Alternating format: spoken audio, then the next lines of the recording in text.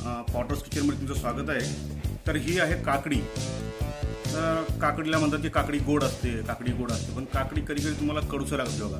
काकडी आपण खाताना कधी कधी कडवट लागते। तर ह्या काकडीचा कडवटपणा आपल्याला कसा कमी करता येईल ते आज मी तुम्हाला दाखवणार आहे।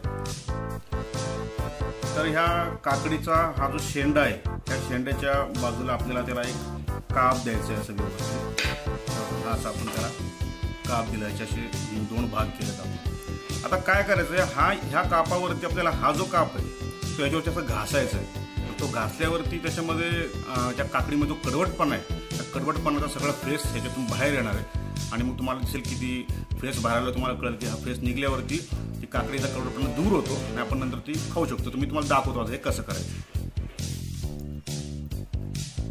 हे बघा, हे काकडी घ्यायचं, असं घासायला सुरुवात करायची।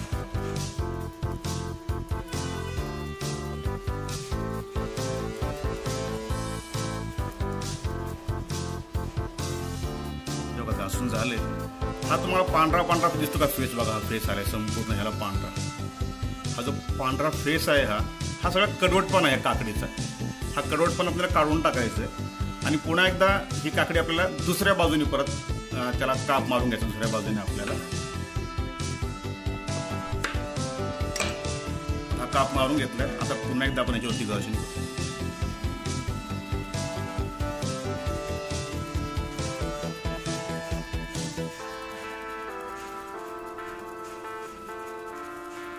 बघा किती हा फेस निघतोय बघा।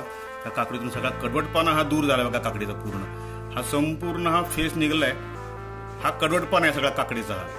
हा कडवटपणा निघून गेला की तुमची काकडी अगदी फ्रेश होते, गोड लागते। नंतर तुम्ही याचे काप करा, खा, अगदी तुम्हाला गोड लागेल। काकडी तुम्हाला कधीच आयुष्यात कडवट लागणार नाही, मी तुम्हाला चॅलेंज करतो, एकदा नक्की करू। नमस्कार दोस्तों, आपको ये वीडियो कैसे लगा ये मुझे आप कमेंट बॉक्स में आकर ज़रूर बता सकते हैं।